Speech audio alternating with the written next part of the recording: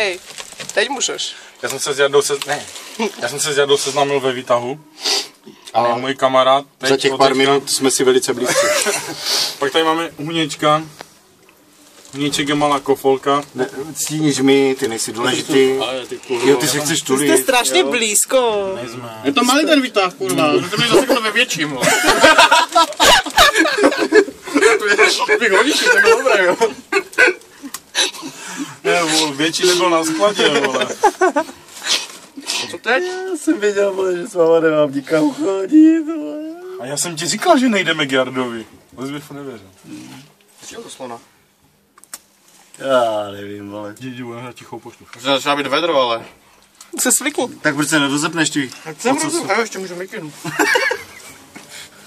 Rychle dostaňte na zven, se vyslíkám. Jak budu teď na to? Ne, Bubek ne. On není zaplej, hele. A Jarda už je taky na to? No jasné. Ale já pustím nějaký film asi, vole.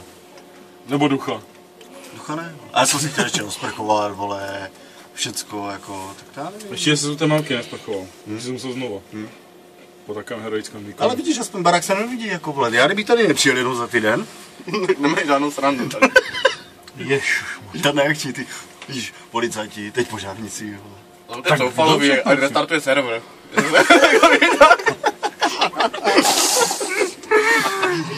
Zanu nejde nám internet, kde jste ve výtahu. Tady máte posraný REčkový kabel.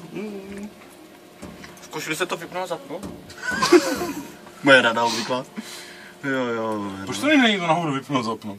Já nevím, ale tam by měl být klasický restart ukázat, vole, třeba je tam moc jako